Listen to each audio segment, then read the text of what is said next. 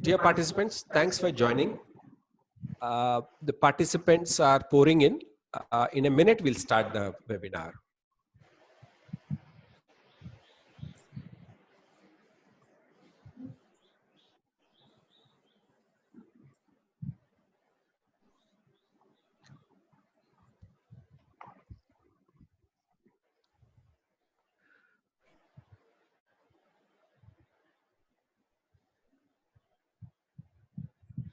Yeah, good evening, ladies and gentlemen.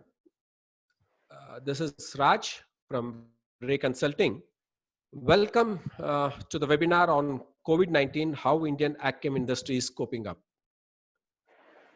This webinar is hosted by Ray Consulting. This webinar is based on the industry interaction and their current situations to handle. A minute about Ray Consulting. Ray Consulting has expertise in ag domain for the entire value chain, ranging from investments, agri inputs to digital and precision agriculture.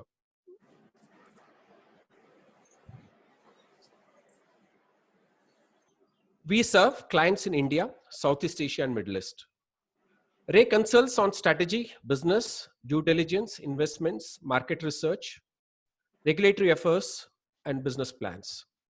We also take the role of interim management. We facilitate board meetings, strategies, and review meetings. We advise investors and consulting firms who want to put in their money in ag industry in India. We also conduct agriculture knowledge conferences. We successfully conducted 2 conferences, one on Agribusiness Summit and Agri Awards, which was on 27th April 2019. We were supposed to have this again on 27th April, that was the day after tomorrow. Incidentally, because of COVID, we have moved it to the 9th September. And we had another conference called Digital India Conference on 4th of February, which brought entire digital space verticals to link agriculture. We have collaborations with ISB, ICRISAT, NIAM. Ray Consulting is based out of Hyderabad. So that's about Ray. Now, let me have the honor of quickly introducing the awesome panelists here. I'm sure if someone wanted, it would have been impossible to meet all of them at one single platform. But thanks to all of them, they're here. To begin with, the moderator of the webinar, today's webinar, Mr. Anurag Surana. He is the founder and managing director of Kagashin Global Network, working with Japanese chemical companies to advise them on their India strategy. Mr. Surana has advised Mitsubishi for a joint venture with IFCO, which is born as IFCO MC. He is on the board of IFCO MC, Nichino India, and many other companies. Prior to this, for about 2.5 to 3 decades, Mr. Surana was on the board of PI, and he has expertise in specialty polymer engineering, plastic agrochemicals, fine chemicals businesses. He has developed contract manufacturing, that's famously called as CRAMS business model, which led to be the most successful business model for agrochemical and specialty chemicals. Now coming to our next panelist, Mr. Rahul Dhanuka. He comes from the promoters family of Dhanuka Group. Mr. Rahul is the marketing director of Dhanuka Agritech. After he took over the group or Agritech, the company has grown in leaps and bounds. He brought in many changes in the supply chain and marketing functions. Because of his spearheading in the marketing initiatives and licensing with international agro giants, he could bring in the world-class agro solutions to the Indian farmers, which are immensely benefited. His passion is transforming India through agriculture. Welcome, Rahulji. Thank you. We have Abhishek Aggarwal. He is the president of Bharat Rasayan, who looks after the corporate sales, global procurement, business process re-engineering. He works on product registrations, strategic alliances, and international businesses. Abhishek handles strategic alliances for Indian and multinationals for the entire Bharat Group. Welcome, Abhishek. Thank you. We have one of the very senior persons from manufacturing, Dr. Rajashekhar Hi. from Rallis, Good India. afternoon to everyone. He heads manufacturing at Rallis. He has over 3 decades experience of industrial manufacturing, QA, QC, R&D. And he heads one of the very important initiatives of Tata Groups called TBEM, that is Tata Business Excellency Model, because of which Tatas perform through an excellent level. He has worked in almost all the plants of Rallis, I'm told. Welcome, Dr. Sir. And Thank you. Thanks me for having on the webinar. Yes. And now we have another young gentleman, Hemant Singh. Very good afternoon to all of you. Good afternoon, Hemant. He is the national sales head for Nichino, India. And earlier to that, he was working for a very long stint of time in BASF. He has over 20 years of experience. His passion is sales, marketing, distribution management, works on agricultural finance and operations management. He strongly believes in leading and developing and enable the teams to perform at its best.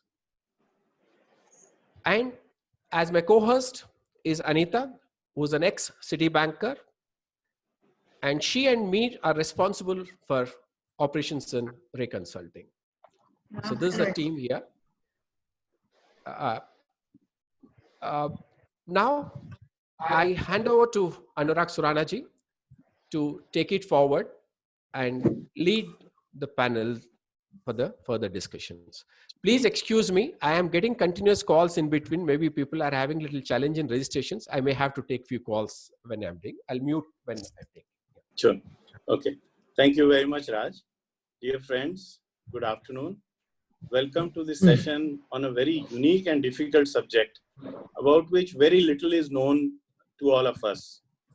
Raj has, of course, made my job much easier by choosing a very elite panel of experts who I'm sure will give us a very nice insight into the challenges and the overview on the challenges being faced by the agrochemical industry and how different companies are working hard to overcome these challenges. So a friend of mine, he sent me a very nice quote, which I think can start the flavor of the whole session. So this quote says that the COVID crisis will not foment drastic changes, but will accelerate trends which are already happening. Changes that might have taken 10-15 years due to the stickiness to status quo will now happen very fast. So, that kind of somehow explains, to me how this thing is going to pan out. So, if we see a trend like work from home, so it's not a new thing. I mean, we have been seeing IT companies practicing, work from home in some form or the other. But suddenly, because of the COVID crisis, it has pitchforked into prominence. And today you see companies across all sectors, practicing work from home. So some of these trends will remain, some of these trends will continue for a long time. In the agrochemical space, I don't see major changes happening in the usage or demand pattern, but I'm sure some of these changes will, remain. And I'm sure our expert panelists will explain to us more about these changes because most of them are driving these changes in their own organizations. So we look forward to hearing, about what changes, what new trends are going to come around based on this, crisis. So overall, this is the first time and probably hopefully the last time that our generation is seeing a crisis of this, humongous proportion. And all of us are struggling, to see how to overcome these challenges, how to fight the problems. I must congratulate the government of India to have taken very decisive and very proactive measures to keep the huge 1.3 billion population of our country safe. And in all the measures taken by the government, agriculture has got a lot of prominence. And, it's very nice to see that agrochemicals have been considered as essential commodity. And from day one, manufacturing, transportation, and sale of agrochemicals have been given priority by the government of India. Companies have struggled to see how to get the product to the retailers, to the farmers. There have been a lot of challenges. I mean, ultimately the law enforcers on the ground find it very difficult to see, how to maintain the lockdown and yet allow people connected to the essential commodities to move around. So it's a big challenge, like for all of us, it's a big challenge for them. And everyone is working hard to cope up with these challenges. So this year we've had a bumper Rabi crop, and also there is a forecast already for a normal monsoon. So these are all very good lead indicators for a good demand. I have also been talking to companies in Europe and Japan, and I've not heard from any company, talking about canceling orders or deferring their requirements or procurement. So, I mean, more or less demand seems to be on track. And I'm sure, panelists will, share more details with you. But more or less, there is no slack or deferment or delay in demand. So these are all good signs, even from the international trend. The other thing, which I have seen is that a lot of companies are not so happy about the, the processes and the, initiatives how are taken out there by the Chinese companies on, how crises are handled or how information is shared. And a lot of companies see this as a supply chain risk. And over the period of time, I think these are good bidings for Indian companies. So I'm sure smart Indian companies in the agro and pharma sector will take this opportunity and, hopefully gain more demand, more orders from this situation. Agrochemical manufacturing companies and the supply chain have now started ramping up their production and finding innovative ways to increase their production. One has heard of a few accidents happening in a few chemical companies, mainly due to their anxiety to start up in a situation of inadequate availability of trained manpower. So I hope companies will be more careful, and hopefully we will not see too many of such situations. These are unfortunate things. Hopefully, we should not see such situations happening in the future. So, with these opening remarks, I would like to now invite our panelists to give a much deeper insight into how the agrochemical companies are coping up with the current crisis. So before I, invite the subject matter experts, I would like to invite Mr. Rahul Dhanuka to give us an overview on what is happening in the agrochemical sector in the current situation. So, while Rahul has been introduced to us as marketing director of Dhanuka, let me tell you, Rahul is one of the shrewdest brains in the agrochemical sector. And I'm sure he'll give us a lot more insight, than only marketing. And we are all privileged that Rahul has agreed to spare time and to be with all of us. And it is indeed a great opportunity for us to hear some deeper insights from Rahul. So let's go over to Rahul and hear from him how the Indian companies are coping up with the current crisis. Anurag, thank you so much for that introduction.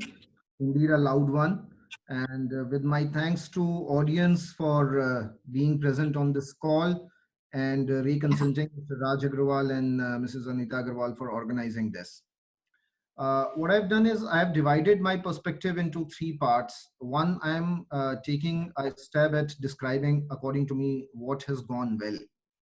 And then according to me, what has not gone well with the overall agriculture and agrochemical scenario. And then there are some thoughts and ideas as to how we can have a better future from where we stand today. Of course, due to this lockdown situation, the audience faces some risk of repetition, as I have not been able to exchange my notes with my opening batsman, Mr. Anurag Surana. So, of course, I would say that quarter four for individual companies ended well. According to me, individual companies would have grown anywhere between 20% to 30% in quarter four. Rabi was good. Rabi season was good, and there was good sowing in South and even in East India. North and West India, they carried forward the positivity of Q3 into Q4. And farmer actively pursued relevant crop protection measures time to time. The best thing, and whatever we do in terms of appreciating this, is little that soon after the lockdown and within March, agriculture was identified as economic backbone and given credible status, with agrochemical being addressed as essential commodity along with food, pharma, fertilizers and seed. Central and state machinery became hyperactive and coordinated well, even for helping trucks tracking and getting clearances to truck drivers in remote districts. For example, for Dhanuka Agritech, a truck from Rajasthan headed for Punjab, stuck at Hisar in Haryana, was tracked and moved by the government authorities on a simple email. Innovative solutions and interministerial coordination, like using trains and postal services for seed delivery, is like amazing. Unprecedented upgradation of the government machinery in using new technology like video conferencing and work from home collaboration. I would add here that my tech shy 70-year-old group chairman, Shri RG Agrawal ji, has upgraded his tech skills manifold in this period. And now this technological upgradation is happening across millions of students and across thousands of corporates in the country. We can recall fast response of Ministry of Finance and RBI to pump liquidity and confidence in the entire country, especially MSME and SME, small scale enterprises. Just yesterday, midnight order to open friendly neighborhood Kirana shops is like an amazing initiative happening around us. In agriculture, open invitation of people like Joint Secretary of Agriculture, Mr. Atish Chandra, to entertain emails and taking actions on WhatsApp and phone calls for agriculture industry is facilitating logistics and plant operations significantly. In addition, agencies like Food Corporation of India, FCI, and aggressively supported with NEFED and NABARD are pitching in for Rabi procurement. Farmers and trade channel has moved swiftly to save the crop, and April sales has been positive. Good news for all of us here is good monsoon forecast, which keeps the mood favorable and which tells us that demand is expected to be good.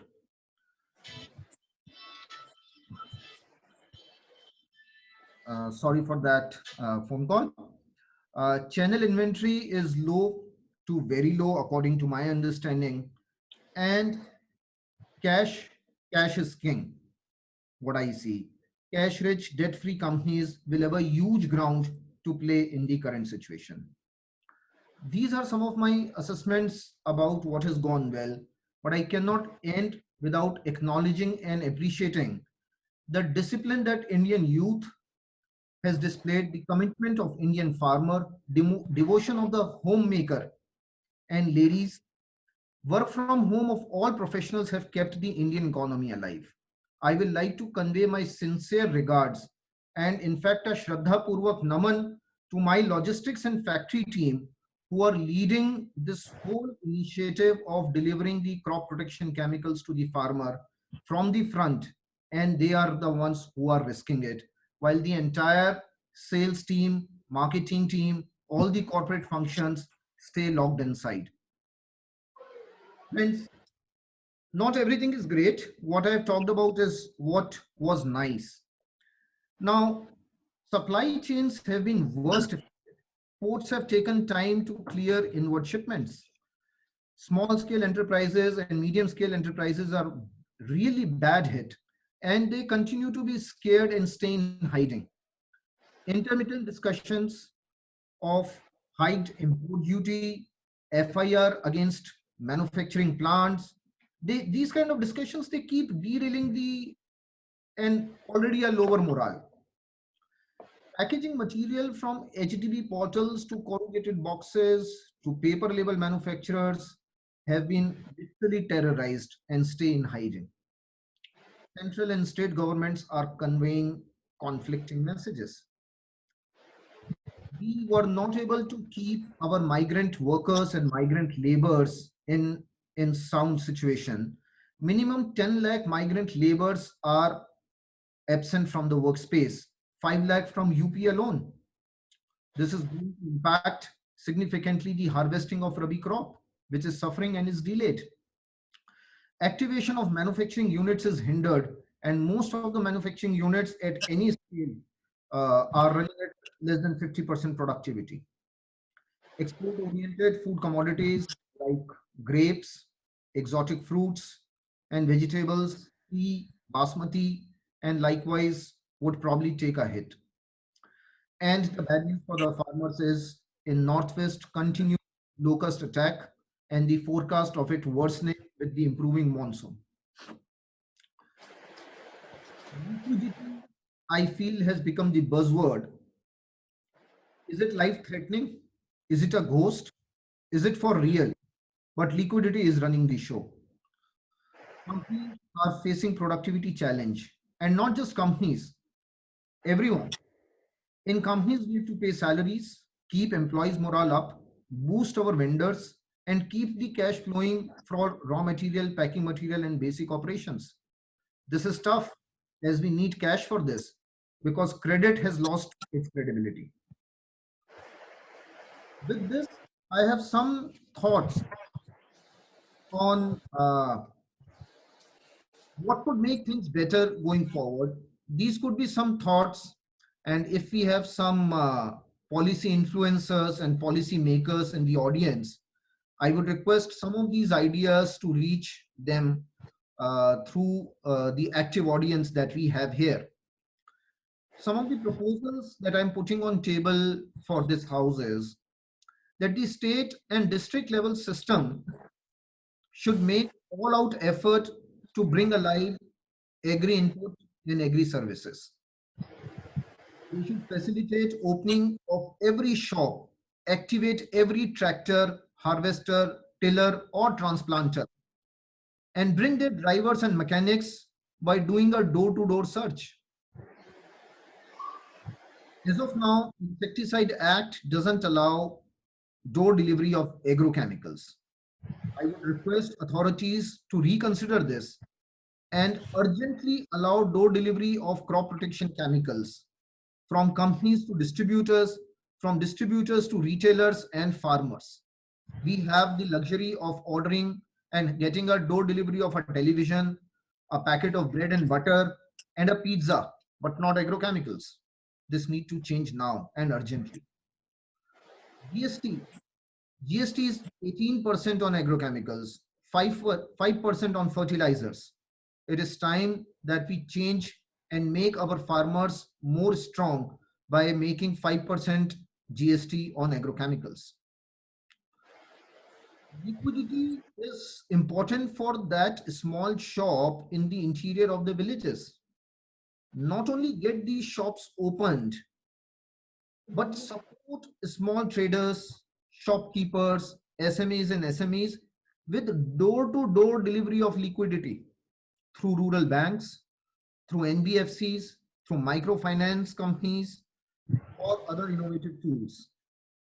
More specifically for agrochemicals, we request registration committee to be convening, like all other machinery, maybe convening on a video conferencing, and actively clear products waiting in pipeline on priority. 93 registrations are waiting for the attention of registration committee. We request the scientists and authorities in FSSAI to support and provide quick or provisional MRL clearance. Yes, MRL clearance is important, but most of the products which hit in universities for testing, they have their codex, Japan, EU, or EPA MRLs. With those in place, we can move forward with provisional MRLs. Most products awaiting FSSAI clearance are not of Chinese origin. They are Japanese, European, or American in origin, and we can diversify our risk from concentrating on one basket. With these ideas, I would again like to come back and salute the spirit of the Indian farmer, the backbone of Indian economy, the backbone of our food security, and of course, Annadata and my end customer. Thank you once again for listening to me. Thank you very much, Rahul, for your opening comments. Very comprehensive and as expected. The mantra which I really like is in these times is cash is king.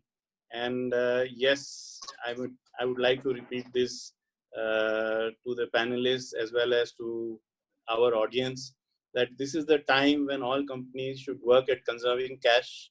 One should be careful about major investments, capex, expenses, and so on.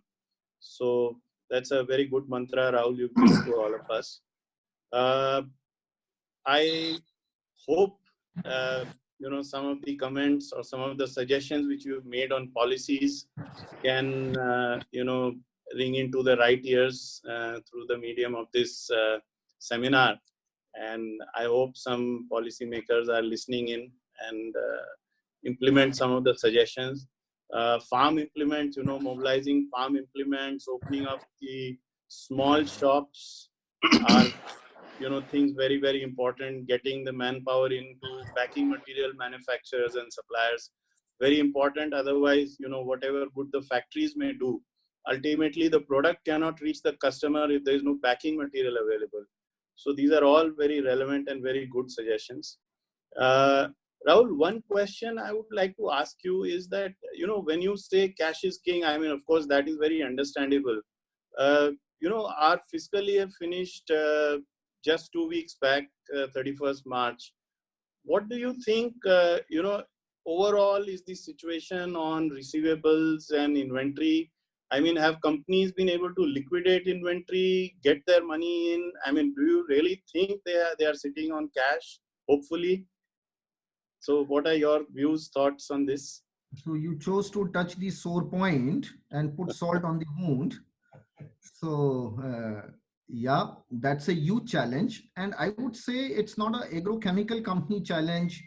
This is a national challenge that we do not have liquidity with the traders, with the retailers and the distributors. And we are facing that challenge of receivables management. I think so. Receivables have again gone up significantly. Since demonetization, receivables have been on an upswing, and a good Rabi and post-September, we start seeing some improvement in receivables. But before this could have culminated in a year-end book closure, we were hit by COVID-19, and we are in a black hole downward spiral.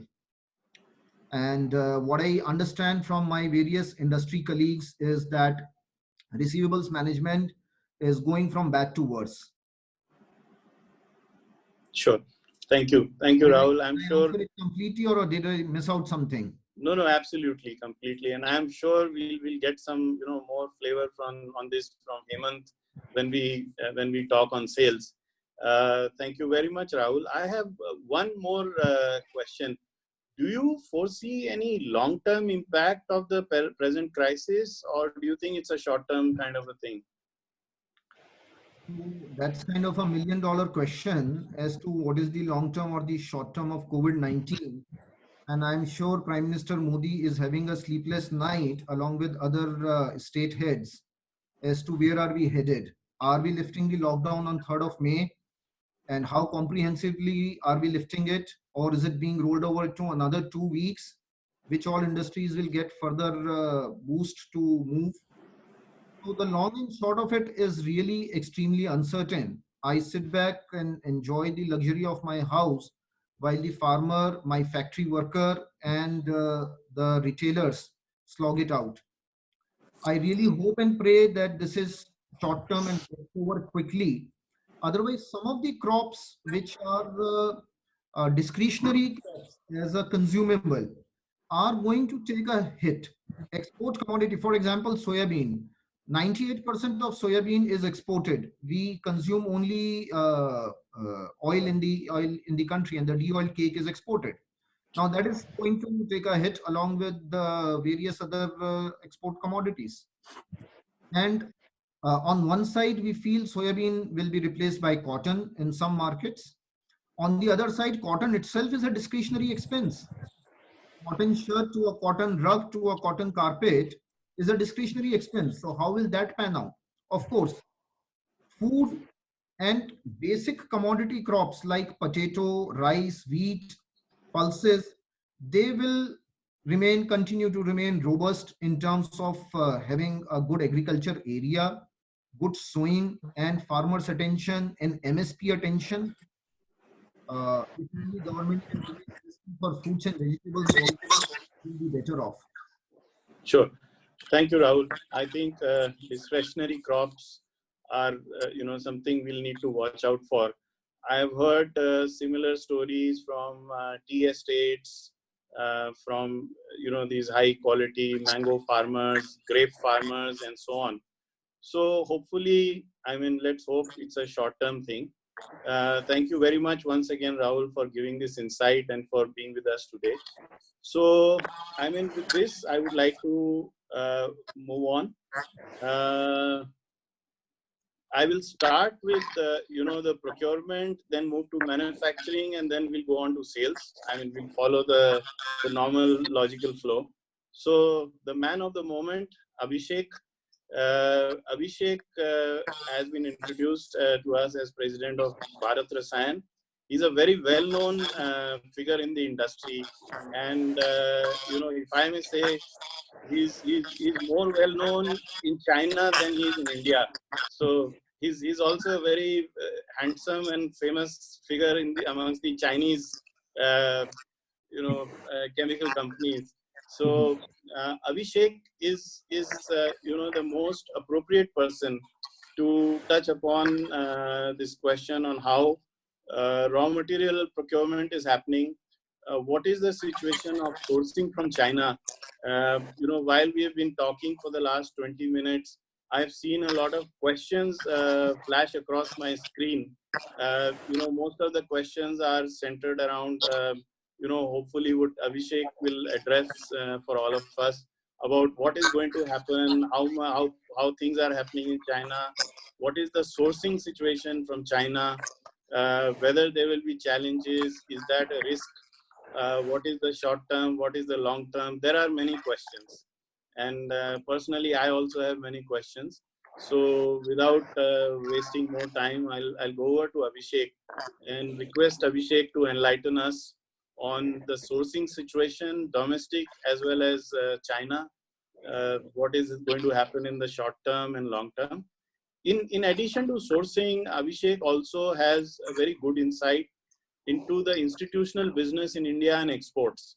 So maybe, for a short moment, he can touch upon exports also as well. So over to you, Abhishek. Yeah. First of all, I would like to congratulate Mr. Rahul Dhanuka for so insightful information. Rahulji, it was really insightful to listen to you. And thanks to Ray and to all the participants for joining. Well, I will stick my discussion to 2 points majorly. One is the sourcing part, that is for sourcing from China to India, and also sourcing by Indian companies from Indian companies, and the corporate sales to B2B business in India. So I personally foresee that in the last 70 days, from 15th of February till now, we can divide the price issue into 3 phases. So from 15th of February till now, we are into 70 days, and we can divide the whole price into 3 phases. The first phase is the increase in price. The second phase, we can say, is the feeling that the price will come down. And the third phase is about that the price will be increasing and is here to stay till June end. Now, what is phase one? The phase one is when the China opened, and from 15th February to 5th of March, as soon as the China opened, all globally, everybody wanted to buy the goods from China. And everybody went to China, and let's say I wanted to buy something at $100. We went into the contracts 100, 102, 103, and $105 till 5th of March. So we saw that in initial 20 days of opening, the prices in China increased from 3, 4, 5 to 7% depending on molecules to molecule. So people said that Chinese have just started, they're not working fully, the plants are not operational fully, so the prices will increase a lot. And hence, everybody wanted the shipment early, and in the haste of getting the material early, they ordered a lot of material, and there was a demand-supply gap, and hence the prices increased. That was phase one. If you see very clearly, the COVID issue, apart from China and 1 or 2 countries, is majorly taken a big shape from first week of March till now. So that was the phase two, when we saw lockdown happening in various countries and also in India in March. And the pipeline of the orders to China, they started depleting. And people were not buying from China from maybe 5th of March to end of March so aggressively what they were doing in the first 20 days. So that was phase two, when people were not going into a very long-term contracts with China. And the Chinese were a little reluctant that why the orders are not coming as it was coming from 15th of February till 5th of March. So that was a time when we saw that Chinese were able to bring down the prices again till end of March. And they said that, okay, if you want material, we can bring down the prices. And this has continued till now. So there is a desperation which started in phase two among Chinese to sell the material to India and elsewhere. And since the lockdown was not only in India, but globally, a lot of countries went into lockdown. So they were a little desperate, and their plants were started 50, 60, 70, and now to 80, 90%. So the desperation of phase two has continued till now. Now, so everybody said the prices will come down, and also China announced that there will be some tax rebate. So the tax rebate on export, it increased in some intermediates from 10% to 13%, which made Chinese products more dearer. Also in terms of formulation export from China, the tax rebate increased. So the sense was that the prices, the material is fully available and the prices will come down. That was phase two. But actually and practically, we are in phase three, wherein we see that in spite of the material which is being easily available or the production is fully going on in China, how do we manufacture it? The manufacturing after the first lockdown in India, when the manufacturing started slowly after, in the second lockdown, is only 20, 25% or 35% depending on company to company. So there was a deficit which had already built up once the first lockdown started, and the productions are not happening even today the way they should have happened. The labor issues are really critical. Getting the skilled labor is so difficult today. Saying that my plant is working 35%, 45%, if you talk to the plant person or the management of the company, it's so difficult to get the skilled laborers continuously. Number two, we saw that in customs, the clearance of the goods was not so great. If you have 30, 40 containers at the port, maybe just 10, 15% were cleared initially, and even till now, it's not so smooth. So custom clearance was not so great. Availability of trucks was a big issue. And overall, you can say that the overhead cost has increased. For if the plant is running at 25% or 35%, the overhead cost has increased. And moreover, something which is known to all of us is that in February, if the dollar was 72 versus India, INR, today it's 77. So in spite of the fact that Chinese are trying to reduce the price, they have some export incentives, the cost of import of raw materials or finished goods has increased by 8 to 9%. So we do not foresee that in coming time, the situation will improve to the extent that material will be so easily available because production is not happening. People who are into manufacturing have long-term commitments with various clients globally, and they are finding it difficult to honor the global contracts. Then we have, maybe you can say that till April, the Indian companies were okay, because Rahulji will also tell on this, that normally from 15th of June is a time when the actual consumption of Kharif starts. And hence getting the material to the Indian players in May is very critical. Till April, people were waiting. So they were saying, okay, fine, we will get the material in May, we will do the placements in May. And from 15th of June, we have to go for consumption. So there will be a lot of demand which will be coming up in first week of May onwards. But where is the product? To be very frank, we have seen certain incidents which has happened with 2 to 3 companies. We have also seen some people getting positive at operator level in various chemical companies. So the situation is little bit which needs to be taken care of, and safety is the most important thing today. If I will come to the context that what will happen to the price, I personally feel that till June end, there will be a shortage of material. Whatever you are manufacturing can be sold. So today, the job of people like me is very easy. Or rather, the brand people can always say, we have great April numbers. We can sell huge volumes. My numbers of April are fantastic. I have great demand. But actually, where is the product to sell? Maybe the product is available to 25, 30 good companies who are great paymasters, who have a great, but what about overall all the companies? Are they getting the material? And what is the situation of the price? I did not want to tell the name, but if we see, take a molecule like Pendi, which my colleague from Rallis will also know, it was 450 2 months back, and now it's more than 600. So the prices are in pressure. The availability of the goods is very difficult. And hence, in coming 2 to 3 months, I don't foresee, even if fully the material is available from China, because when I spoke to the Chinese players, they say that our plants are running 80%, 90%. In fact, they also tease us that I'm having a coffee in Starbucks. So that is what they say, that they're so easy now. But actually, the production is a big issue in India because the plants are not running fully. Talking about the corporate sales, I will say that today it's not the time for turnover. We should not be like, what is my turnover vis-a-vis last year, how much I have achieved.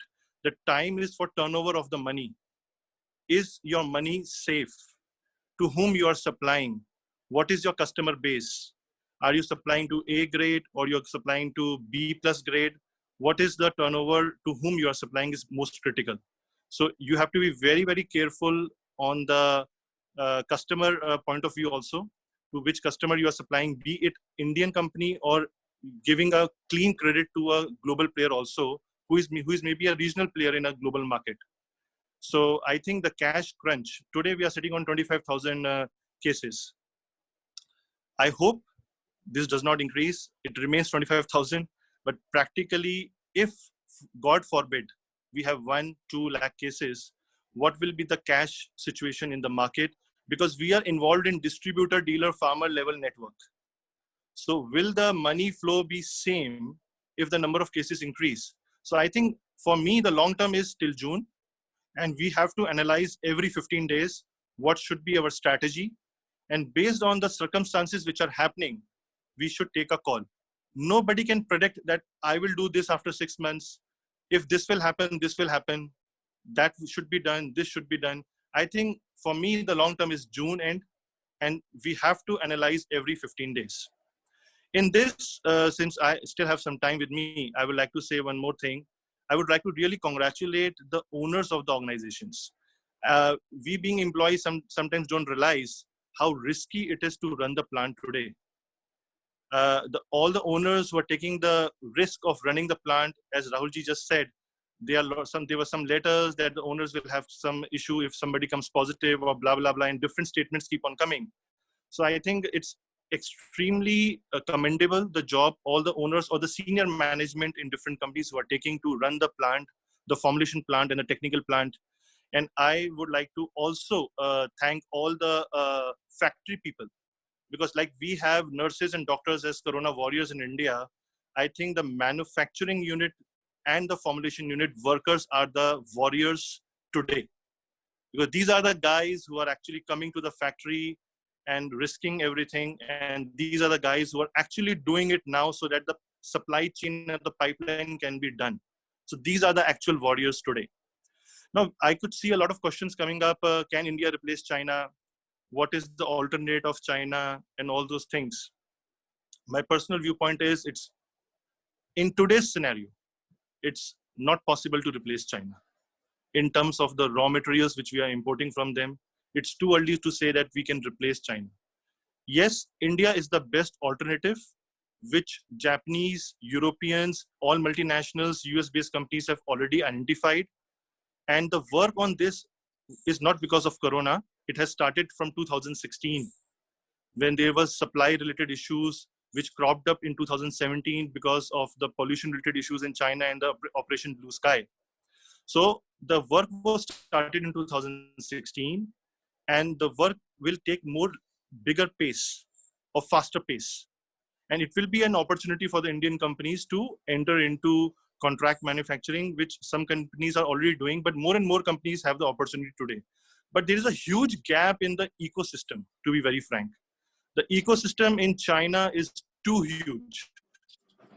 And if you talk about the environment, health and safety, you can count on only one hand.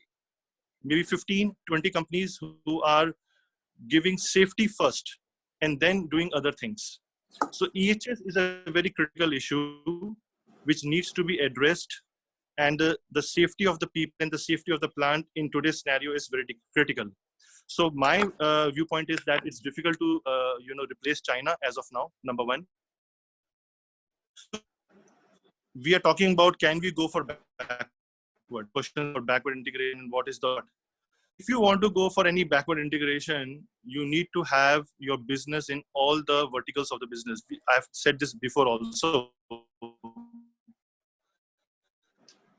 You cannot just go for any one product and go for backward integration. You should have a market in export, in corporate sales, in brand business, and a similar chemistry for contract manufacturing. If you have all the four verticals in your hand for a particular chemistry or a molecule, then you can think of backward. Today, if export is not working, the domestic will work, the contract manufacturing will work for that chemistry. But if you actually come up with a molecule, okay, this molecule is very expensive in China, let me go for backward integration. We have seen this in one of the molecules called trizonon, where some companies are already making it, but some companies really wanted to go big on that. And it was $18. And today, when Chinese came to know that India is trying to manufacture trizonon, which is a basic raw material from metribuzin, they reduced the price to $12. They can reduce to $11, $10 also. So you can go for backward integration only and only when you are backed up by all the four verticals. Even brand is so critical, very important. So if you have all the four verticals, they can complement each other. And hence, I think that dependence on China will continue. And in future, India is the best alternative. And only the companies who are into EHS norms in a very strict manner, I would like to repeat that, will survive and can take the advantage of this. It's not that any Tom, Dick and Harry can put up a technical plant and say, yes, I can do this. It's actually not everybody's cup of tea, and it requires a lot of investment also.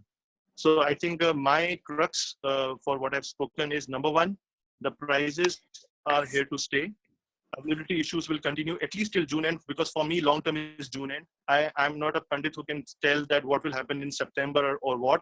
But in today's scenario, June end is very clear that the products will have some tightness. Number two, you have to be very critical on your customer base. It's equally important that we supply the material so that it reaches the farmer, it reaches our clients, but customer base is extremely important. We should not be carried away by people that, okay, you supply me, it will be really tough for getting the money back. Number three, the ecosystem in China and India are still 2080 or rather more. So it's very difficult to replace China in today's scenario, but a lot of work is going on, and India is really working on that and is a very good prospect for that. And lastly, once again, a big thanks to the factory people and in both formulation and the technical plant as of now. Thank you, folks. Thank you so much. Thank you very much, Abhishek. That was very nicely explained. I really like the way that you divided the entire China situation in 3 phases, and very heartening to know that factories in China are now working to 80 to 90% capacity. So that's something very, very nice to know.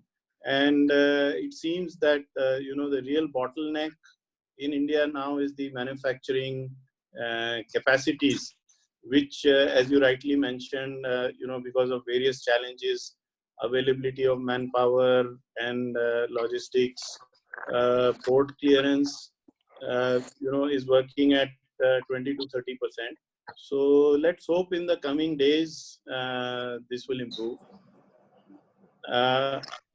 I also, take home a point which you mentioned, that today raw material prices are not increasing.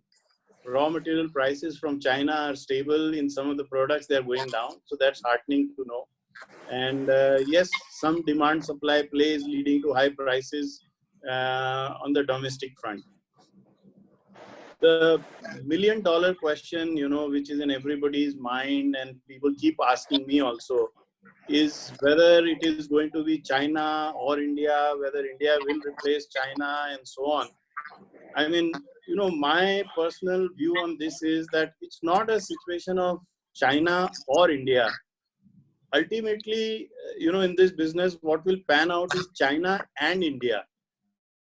Both countries have their own relative advantages and disadvantages. And I'm sure both countries have a role to play. It is indeed, yes, a good opportunity for some of the spaces in the chemical area where Indian companies are not so strong. So this is a good opportunity for them to come up. But, I don't, in business, ever perceive a situation where, India will completely replace China or China will replace India or some other country will come up. It's, there is going to be a large ecosystem where all these, players will have their own role to play. So would you agree with that, or you think things can change more? Surely, as I told you in my speech also, yes, I fully agree with that, both the companies will work together. In fact, Anuragji, when we go to the Chinese plant, if we see the modernization they have, Absolutely. the robotics which are there, I mean to see the scale as we go to any chemical zone. The minimum area, what we discussed, is that 50 acres is the minimum area they get to set up the plant. The Sure. facilities they get from the government. I Yes. did not want to basically put point here, but the advantage they have is that a lot of facilities from the government come, the steam, the electricity, the land, and all those things. So actually working in India, maybe some people will differ, as my boss also say, that the people who are right are finding it difficult to work. The people who are following all the norms are finding it difficult to work. So we have to appreciate that if you are actually complying to all the norms, it's not so easy game. Sure. So China and India will work together, and it's difficult for India to replace immediately China. Sure. Okay. Thank you very much, Abhishek. I see that this discussion is getting very interesting, and we are losing track of time. So I don't think I'm doing my job properly. So I would like to, at this point, move on. So as Abhishek mentioned, raw material supplies from domestic producers and from China are getting lined up. Rahul also mentioned that packaging material supplies are slowly getting into place, and so we move on to Dr. Rajashekhar, the most key person at this moment, who can give us good insights into how the manufacturing is coping up, what are the challenges which the manufacturing sector is facing in terms of manpower availability, in terms of startup, raw material, logistics. I hear from a lot of my manufacturing colleagues, Dr. Rajashekhar, that 3 raw materials are available and 1 is not available, and in other case all raw materials are available but packing material is not available, or there are many challenges. So why don't you give us some insight into what is happening and what are the challenges you face? Yeah, thanks Anurag, and thanks Raj for having me on the webinar as a panelist. And I think Abhishek and Rahul made my job easier. I think I've touched a lot on manufacturing related subject. What is important to run a manufacturing site? I think resources are very important. So resources, basically man, material, and of course remaining all is existing, and of course an ecosystem. So what I feel is, I think material has been touched by Abhishek. I don't want to get into material point of view.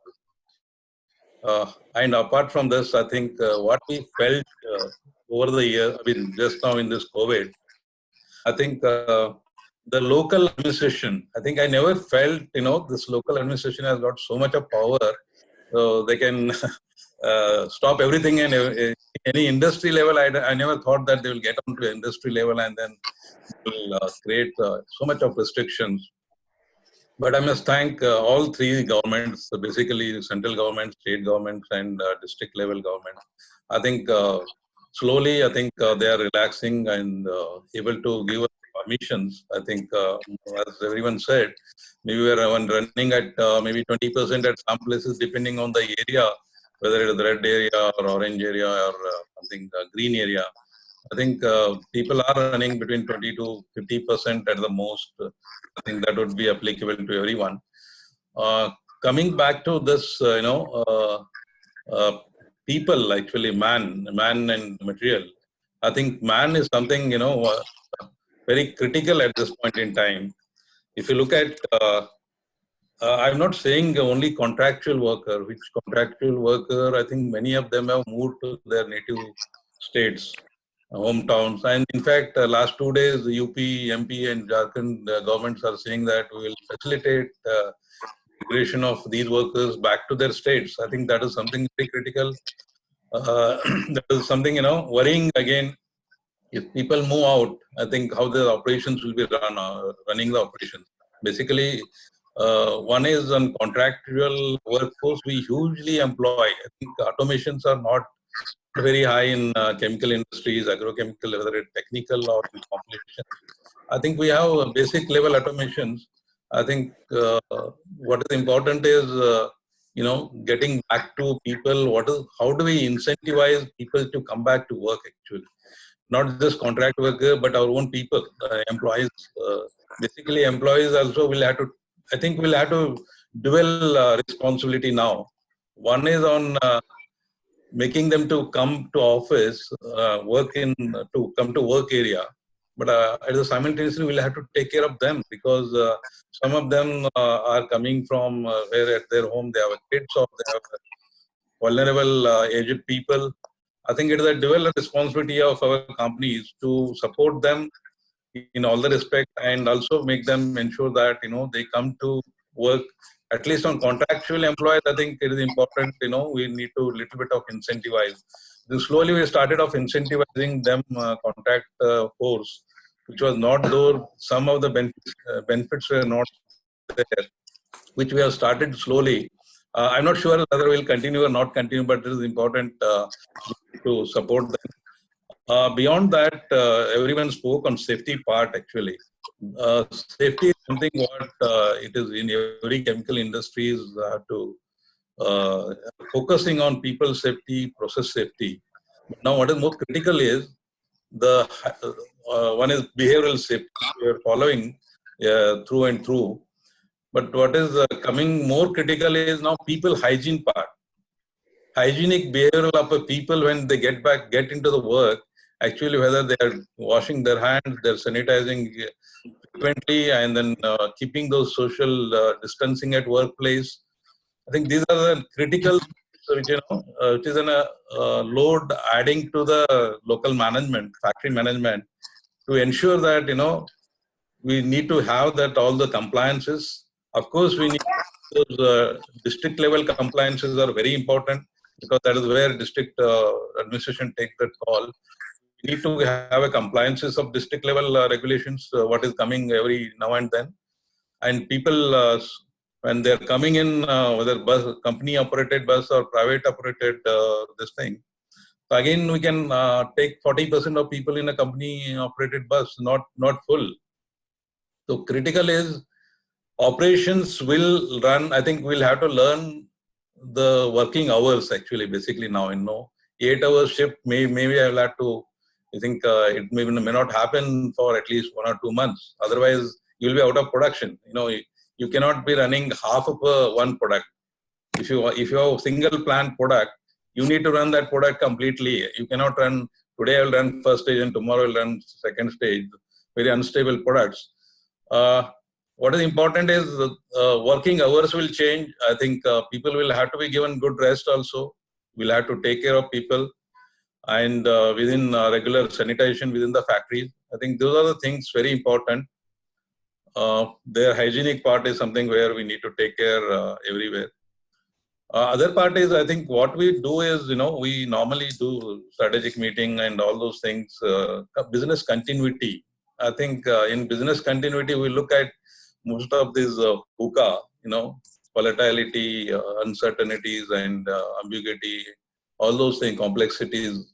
We try to address these situations, but I don't think any of businesses have looked at pandemic like this to address these kind of this thing. I think this is, of course, in what we do, create those emergency preparedness plans, that is natural disaster and all those things. I think this is something, maybe it is hitting once in a year, once in a lifetime or once in 100 years. But I think this is something which has to get into the business strategy, manufacturing strategy. I think we need to very carefully drive our strategies into it. As far as investment into, because I'm also responsible project actually, investment has taken a back now, at least infrastructural related, whatever investment which was to go in, that has been cash is king, Rahulji said, something that is going to be kept on hold for some more days, some more time. At least Q1, I feel, I think we will not be having any investments. Of course, many industries will not be investing. Of course, it is getting back in H1. If you are getting back, it's written in H1. I think that's the only way of putting money back into the ground. So as far as other thing is, in fact, some of the companies, I would say that supported government very well in agrochemical, though it is not our business to make sanitizers, because many agrochemicals have gone into and then produce sanitizer and supported government NGOs and governments actually. In fact, I think by this time now we must have produced at least 125 KL of sanitizers and given to all the government agencies across India, starting from northeast to south and east, west, everywhere. I think we are able to support that. I think it's not only Rallis actually, but many industries have done, basically it is a pharma activity, but any agrochemicals also immediately taken that decision and gone ahead and put that into place. But in a long run, till June, I think this again, no one can expect that how the things will turn around. But till I think at least May, June, I feel that productions would still continue to run at partial capacities and not full capacities. And beyond June, we met some hope of, because after 3rd May, people are waiting to jump actually. 3rd May, when lockdown opens up, so people are looking for a trains and then getting into the train and going back out of these industrial areas and these crowded places. So this is going to be in a critical phase for all of us till Q1. And as we move forward, it's not an immediate term, but in a long-term point of view, I think companies should invest more into automations, IoTs. Then maybe manufacturing can think of, yes, I can also manufacturing guy. Being a manufacturing guy, can work from home at some point in time. You can look at all the process parameters sitting at home. I think that is where I think we need to get on to it in future. But of course, that is going to be a little longer term, maybe next down the year to 1 year, 2 year, 3 year kind of strategies companies have to develop onto it. I think that's what I wanted to cover up. We have a critical time for next 3 months, and I must appreciate all the manufacturing teams across the companies. I think they're taking a great this thing, supporting and coming to work, and whatever best possible production they can do. Because in formulation especially, technically you may need a less people, but in formulation, packing area and all those things, I think there is maintaining social distancing and all those things, quite critical thing which companies are coping up, and then hopefully they will able to cater. H1, Q1 would not be an issue I see, at least domestic market. Yeah. Okay, thank you. Yeah. Thank you very much, Dr. Rajashekhar. That was very insightful. Our key takeaway from what you said is, the main challenge being people. And as you very rightly put, most of the agrochemical companies, they run production as batch processes. And, also most of the agrochemical companies run multi-product plants. So in a batch process and in a multi-product plant, automation becomes very, very difficult. On the other hand, Abhishek mentioned about Chinese companies running on robotics or something. So, definitely this is one area I'm sure you would love to explore on, how robotics or automation can bring in. And, this is precisely what I was saying. There are trends which are already happening. They may take 10 or 15 years to get in, but this COVID situation is going to speed up all these kind of trends. Right. So I personally hope something happens on the automation front in the agrochemical industry. Right. You mentioned about incentivizing people. That also, I believe, when I talk to a lot of colleagues in the manufacturing space, or people like Rahul running companies, what they say is that when they ask people to come back to work, there is a lot of family pressure on people. A lot of families are not happy, people going to work. And only yesterday I was talking to a very, very senior colleague in the chemical industry, and he mentioned that he comes back from work. He rushes straight to the washroom, puts all his clothes for washing, takes a shower, and only then he can enter the house. So yes, that's a very tough challenge. Another trend, very interesting trend which you mentioned about, and I'm sure it's a change of a good kind, is about personal hygiene. You touched upon that point. So the practice of personal hygiene is going to change. So again, I think in a country like India, that's a welcome trend. I hope it continues. I also applaud all of you, all the agrochemical companies. They have done a tremendous job, as you mentioned, specifically in providing sanitization material, whether it is personal sanitizers, or sanitization of roads and surfaces and public areas and so on. So I know a lot of companies, I can't go through the entire list, but agrochemical companies have done a tremendous job in supporting on this. So thank you very much once again, Dr. Rajashekhar. Thank you. I will now move on to ultimately where it all culminates. Whether Rahul wants cash or we manufacture product. Ultimately, we have to sell all this.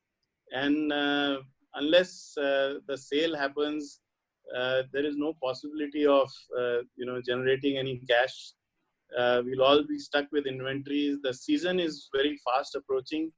I think one of our panelists mentioned that May is the time when a lot of institutional sale happens, and June on, June starting from Madhya Pradesh and other areas, then moving to the north. June is when the time for the actual sales, going to the retail shops and also buying of product by the farmer starts. So we are approaching a very, very critical time now. April is something, one could kind of manage, but we are approaching a very critical time. So we would like to hear from Hemant, what is happening? I mean, how prepared are we for sales? What will happen on the cash flow management? What kind of, will it lead to increase in credit terms? Will money be safe? I mean, all these are very, very critical questions. I also would like to, have some insight from Hemant on, and I'm sure, he'll touch upon this.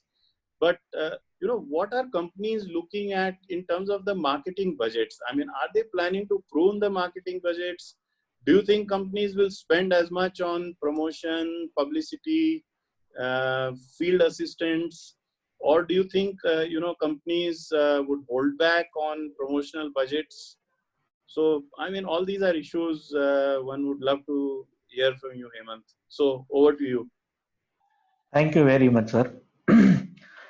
First of all, I would also like to welcome all the participants and would like to express my heartiest gratitude to the panelists and as well as Raj Agrawal for the Rai Consulting, giving me the opportunity to express my thoughts, my view during this post-COVID strategy,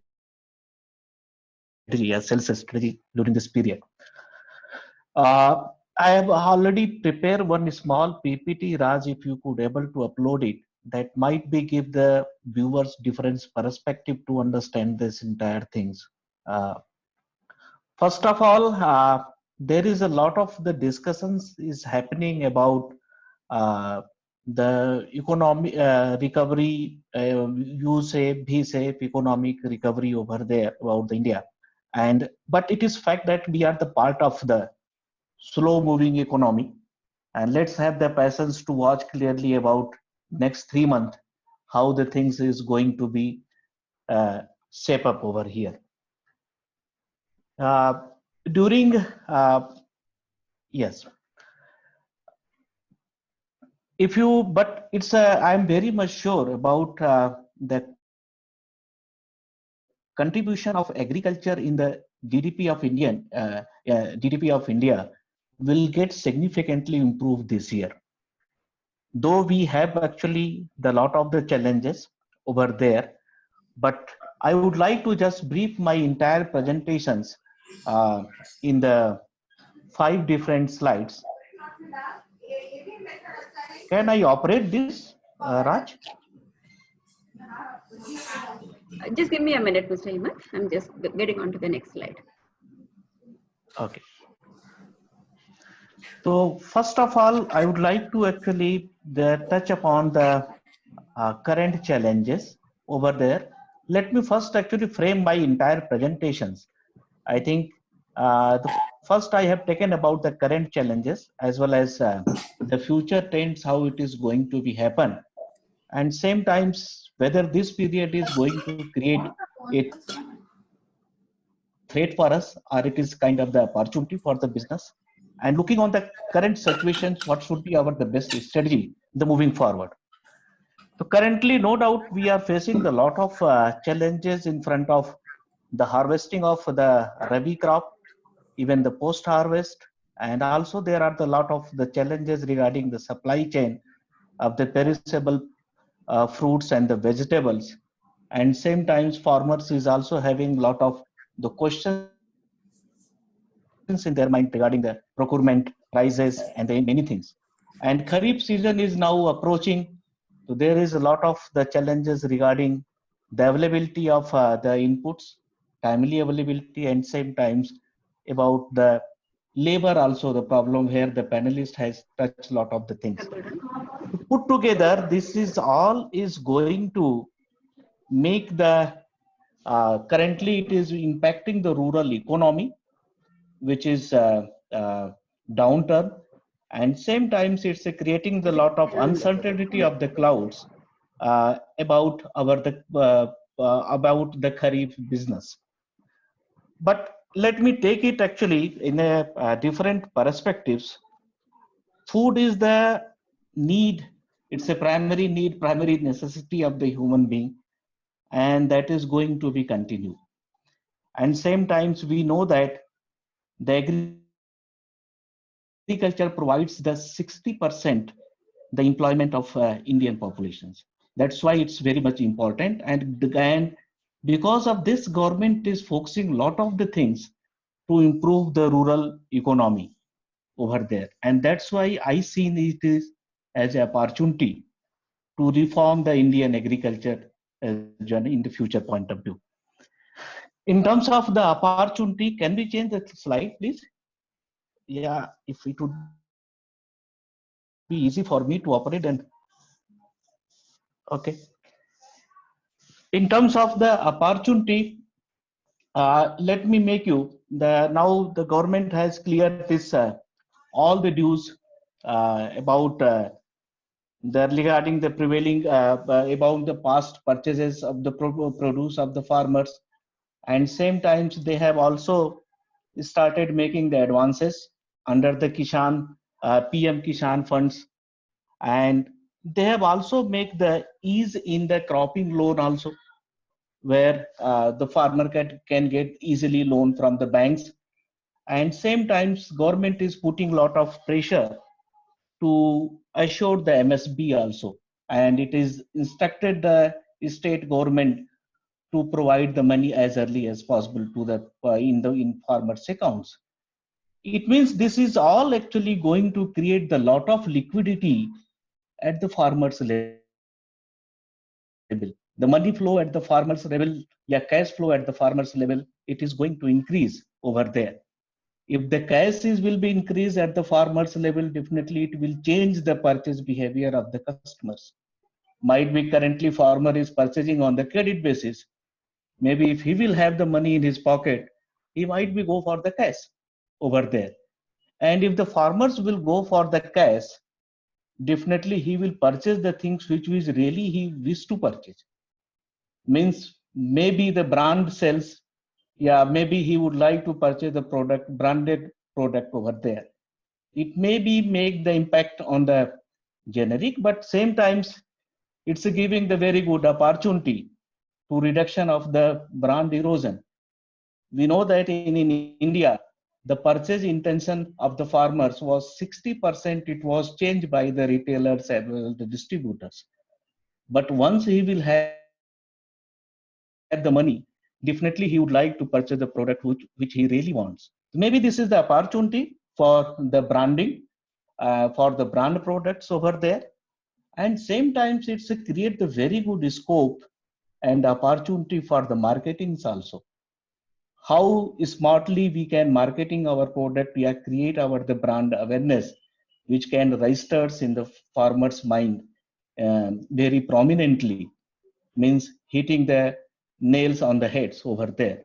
So that whenever he will move to the dealer shop or farmer's shop, he purchase, yeah, he ask only for the product which is really want. It's a kind of opportunity which I see that for the brand also. And there is again the last point, I think, is change the presentation. In the last point, yes, there is again the opportunity for branding, as well as it is opportunity for the quality business also. Quality business means, as Abhishek has touched that, Agrawal Sahab has also touched about this, Rajashekhar has also touched about that. Yes, constraint of the supply and finished goods, it's going to be continued. So this is the time to how we can actually manage the demand and the supply and focus more on the quality aspects of the business regarding reduction of the overdue outstandings, yeah, DSO, yeah, creating, collecting the more cash, as already Dhanuka-san has already communicated. Cash is going to be king over there. How we can minimize our the DSO, how we can minimize our the formulated goods inventory, and same times how we can make the zero about our the sales returns also. So this is the opportunity also to increase the quality business aspect over there. And I also see this opportunity, this trend. Yeah, this opportunity is not actually, it's a timing. It's going to be, I think, make the complete structural reform of the Indian agriculture and set the new trend for the future also. In the future perspectives, let me take that the now maybe the digitalizations. This lockdown period have actually make the farmers very much comfortable to using the digital platform, which could actually now become the crucial and the important source for the promotion of the activities. And even the government has also registered, announced the app of the CHC, the farm machinery apps over there, where farmer can easily get the farm machinery tractors for the agriculture operation. And same times, I feel this is the opportunity which may create the entrepreneurship model at the village level, yeah, taluka levels, which can drive the mechanizations in the agriculture. And same times also, I feel this is the opportunity for the e-transaction of the farmer produce as well as agricultural products also. It's going to change the entire things in the mechanizations. And same after the COVID, I also believe that maybe it will change this structural reform. Structural reform, I mean to say that regarding the contact farming, regarding the lease farming, yeah, regarding the private agriculture markets where the people will invest a lot of the things in agriculture sector and push the growth again. Though this things is very much political driven, but after the COVID situation, I feel that there would be the very less options with the government level over there. So definitely this structure reformations would happen over there. So I personally feel that it's a chance to get the change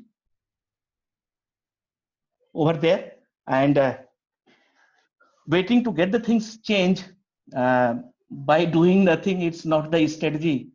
Strategy is to actually the cope up with the current challenges, formulating the strategy, stretch ourselves, and provide this all the resources to make the things happen.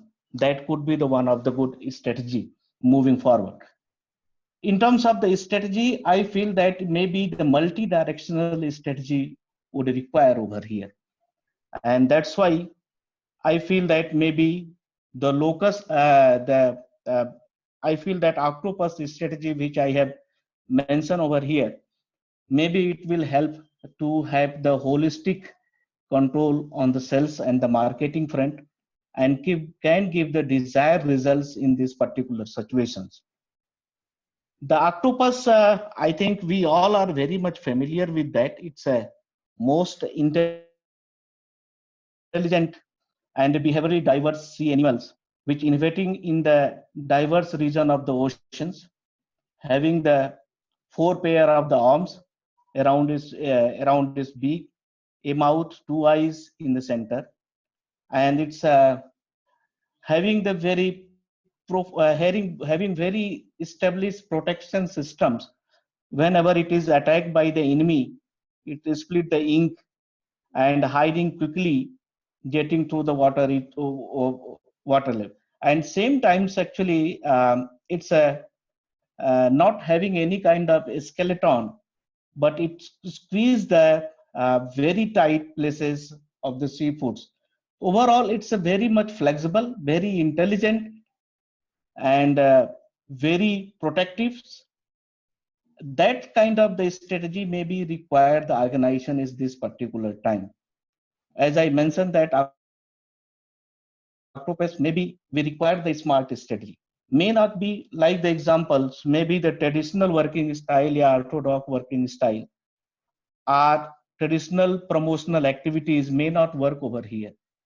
We may have to go for the digitalizations, we may have to go for the digital promotions of the things.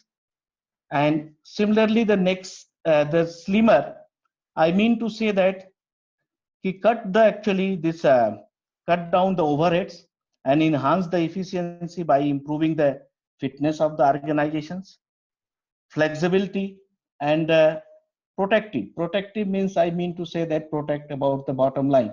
How we can go in to protect our bottom line by minimizing the inventory, by minimizing the overdue outstanding, by having the less exposure in the markets. How all the things can actually make make a effective, make a consolidated efforts to make our the bottom line over there. So that's kind of the strategy maybe we is required looking on to address encounter the current situations. If I will go in the very in the deep, which actually Raj has asked me to provide the very deep analysis about that. In the people area, maybe we have to continue with our engagement with the entire team by tasking, trainings, motivation, and appreciation. In the product area, maybe the right forecasting would help us to get the material. As Abhishek as well as the many panelists have already raised the questions, the supply of the material as well as the supply chain would be the constraint over there. Maybe focus on the M2 and the M3 would help us to get the material timely. And judicial placement, I mean to say that avoid the indiscriminate placement of the product, because you have the limited materials over there. There may be the chance in some area, maybe your inventory will get stuck. In some area, you have the demand. So that's why the judicial placement of the product will help you to utilize the FG inventory in a nice way. And same times the proper inventory tracking also can help you to counter these situations. In terms of the promotions, Anurag San has also asked this question: how we are going to manage the marketing budget. In terms of the promotion, definitely we have to utilize the digital platform at this point of the time, because all the contextual employee has been currently is locked down. So there is no way to going with the traditional promotional activities. Might be some optimized approach between the contextual employee, between the field promotion and the digital promotion can be taken over here. And as I mentioned about the branding, definitely because the cash would be there, the farmer would prefer the brand. So how we strongly actually monitor, we strongly do this branding activities to register in the farmer's mind about our product, about our package and everything, so that farmer can demand it from the distributor level. And database, definitely database, if the valuable database we have, maybe it will help to more output, more outcome by using the digital platform over there. In case of the distributions, it is also raised by the questions over there, how we are going to serve the distribution over there. Definitely at this point of time, we have the very limited resources, limited services. To this, what I feel that maybe the segmentations, giving the services based on the segmentations and the business important, maybe we'll have the more relevant over here. Means provide the services or product to the distributor who have very loyal, or where your money is secure, or where we have the chance of the good scope by good scope for increasing the business. Utilization and development of the e-commerce, which I have already mentioned over there. Here, one thing again I would like to focus about to give the priority to the retailer instead of the distribution, because distributor will again have to face the problem by supplying the material to their retailers, their goods over there. Preferably, if we have the good retailers in the system, that might be avoid the secondary transportations over there, and that can help that can again help us and focus on the quality aspects, as I mentioned about DSO returns and exposures, credit limit exposures. That also can be critically reviewed. And I feel that this is a good opportunity to to increase these quality aspects of the business by doing this. In terms of the policy and the processes, I would like to just make it, because these all the lot of the challenges is going to come, and there are the many unfamiliar challenges is going to come. So to address, to counter this, maybe we have the flexibility like the octopus to address such type of the challenges over there. And maybe the proactive as well as the reactive both is required. And timely response to the particular situations, particular challenge would play the key roles over there.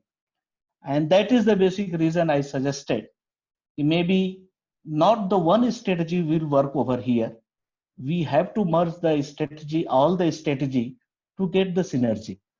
At this particular time, I think we need to reform this all the aspects of the business, like the people's promotions, distributions, policy and the processes, prices over there, and ensure that this octopus strategy should work in a way where we can get easily work in a way to achieve the organizational objectives. So that is the actually the little bit the insight about the sales front, which I wanted to give all of you. And I would also like to address the questions if there are any related with the sales. Thank you very much, Hemant. It was indeed a very good insight. And I always trust Hemant to give a very structured and detailed explanation of the entire situation. Hemant, incidentally, is leading from the front the major change, which is happening from the erstwhile Hyderabad chemicals to Nichino India. And there has been a drastic growth of the Nichino India business in India, and Hemant gets a lot of credit for that. Thank you very much, Hemant. I mean, my key takeaways from what you mentioned, I mean, there are a lot of interesting things. So, hopefully, if, as you mentioned, if there is money available in the hands of the farmer, the buying pattern of the farmer will change. I'm sure all panelists will agree with me. That is one change which should happen. It's about time. Rather than the farmer relying on what the wholesaler or retailer tells him to take, and this problem of these spurious products and bio products and these so-called growth promoters and enhancers which are pushed by the shopkeepers to the farmers. So if farmer has cash in hand, the entire trend can change. And the other bane of this industry is the long overdues, long outstanding, and the credit risk. So again, probably hopefully can go away if the pattern changes. Shortage of manpower, we've been discussing from the beginning. It is throwing up very, very interesting and challenging and exciting ideas. Rajashekhar talked about automation. Lack of manpower could lead to automation. That's a very welcome change, which can happen in manufacturing.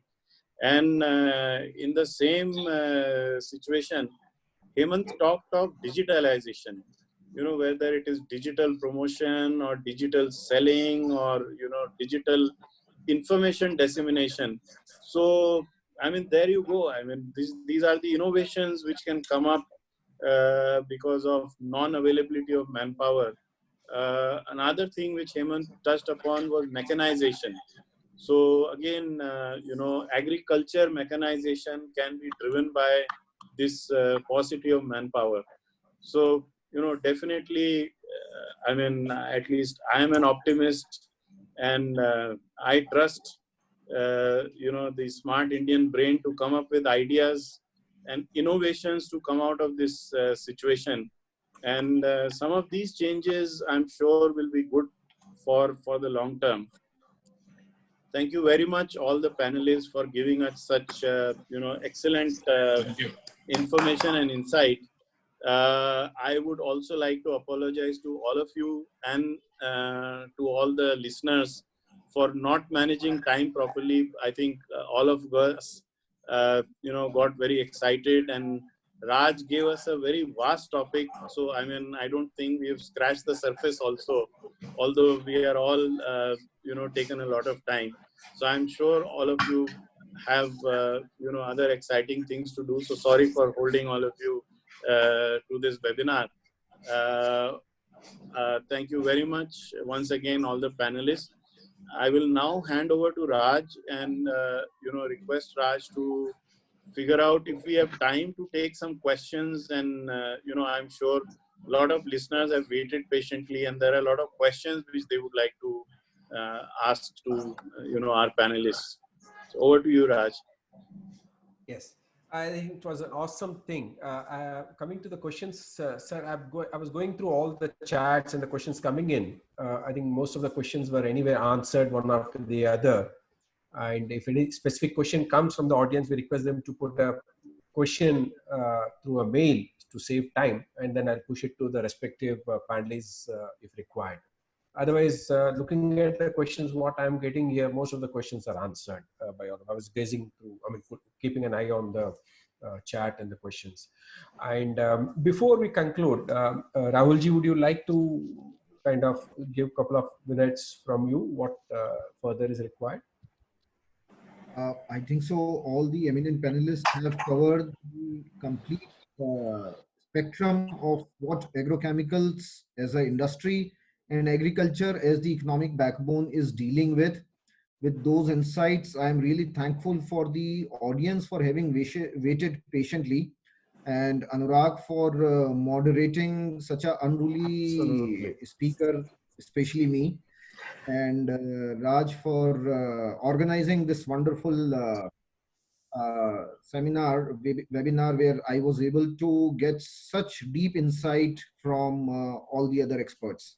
Thank you so much. Yeah, Thank you. I think, yeah, that I think it's time we call. I think we had an awesome webinar. I'm excited to share that we had got 700 plus registrations, and the peak active participation, as you all seeing, was almost 495, touching 500. Thanks to panelists, I think outstanding contribution. You can see the compliments that were pouring into the chats and questions. Thank you. Each one of you been. I think I thank to begin with Anurag Surana. When I shared this idea with him, he was so excited, but he said, Raj, it's a Herculean task. And he shared me a few names, we were just trying to see how we bring, because the challenge was that not getting people, the challenge was getting like-minded people to see the value chain coming from, procurement to the shopkeeper. So that's what we looking at it. Thank you, sir, so much. You've been guiding all my last few years, great mentor and guide. I continue to take this in future too. Rahulji, I know it's so much challenge for all of you handling so much businesses, so many plants, multi challenges coming in. In spite of that, you very ably and stably you put it across that I think when you spoke, each one of the like Abhishek said, we appreciate the owners and the promoters at this point of time. I mean, at this point of time, I think there's no promoter or a associate or a colleague. Each one of us is doing, and you've been so stable and giving so much insight. And when people were listening, I'm sure they were all feeling that you were in everybody's shoes or they were in your shoes, either way. So that's how it went.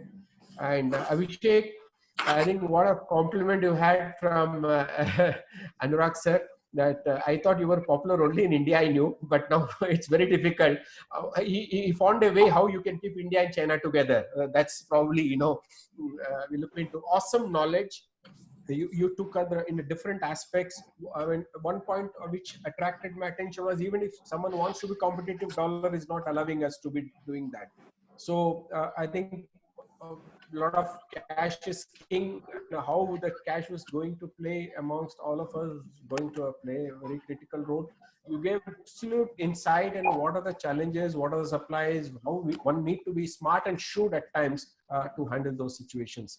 Dr. Rajashekhar, thank you. I know since today also, since morning, he's been on calls, webinars with his, managing directors, group companies and everything. When I spoke to him, he said, Raj, don't worry. I know you took out time and your whole experience came in, and something came out through manufacturing and all our companies is that it's not, as we all agree and mention this. Of course, we thank all the health workers, policemen and municipalities and everybody. I think we saw in news, each one of us is contributing our own way. Like imagine 125 kL sanitizers coming in from 2 plants from Rallis alone. They have dedicated these 2 plants to produce that, keeping everything aside. So that's a great CSR activity happening from all of us. And Hemant, the youngest, I think you made it. I mean, as Anurag sir put it very nicely, we all struggle, we all plan, we all finally make it happen. But will it reach the farmer, and how it is going to reach the farmer? And you gave a beautiful strategy in terms of each point covering. That October strategy is really nice, flexible, but we need a strategy to do that. Thank you, all of you. But besides thanking panelists, I think you took out so much time.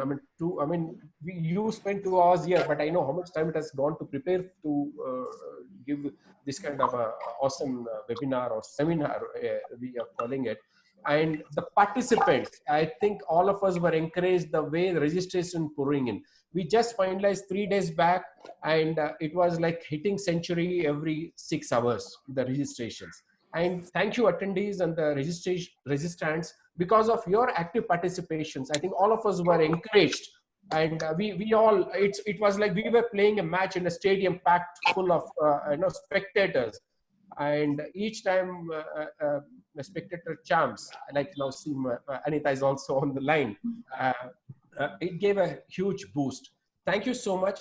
And I thank, especially at a personal note, I think most of you, I don't know if you are aware, there is Gubba Storage, cold storage. Mr. Kiran, CEO, MD of Gubba Storage, who helped me to facilitate through this conference, webinar, and his colleague, project manager, Jailek, who has been so helpful to us. So thank you so much, each one of us. I think what I made trouble all the panelists before later. We had an idea when we had Digital Ag India conference happening, where Mr. Jayesh Ranjan, the principal secretary from Hyderabad, IT Telangana, gave us an idea that Raj, you had an awesome conference. Why don't you come out with a report? And which we did. So I have now getting an idea, which Anita also feels that with this conversation, what we had today, I will try and collect it in the form of a report. Probably it will be of use to everybody. I'll share these copies to you. You can kind of vet it, and we can put it as a release for the betterment, especially people who have missed this webinar. So thank you so much. So I think this COVID-19, though it has given a lot of challenges, I think we all are ending with a lot of positive note that it is also giving a lot of opportunities, both at the personal and a professional level. Thank you so much. I'm honored once again, being an individual, but the entire industry fraternity has gone out of your way to help me. I repeat, Anurag sir, awesome. Rahul ji, absolutely. Like father, like son, I would say, group chairman has always been approached by me, and whenever I approach is so helpful. Dr. Rajashekhar, Abhishek, I think he's working almost 18 to 20 hours a day. Thank you so much. He starts with the day with China and ends with Europe, the US, somewhere. Hemant, thank you so much. Thank you so much, sir. God bless. Thank you. Bye. Bye. Thank you, participants. Thank you. Bye. Yeah. And we'll have more opportunities to hold this kind of webinars. Sure. Thank you. Thank you.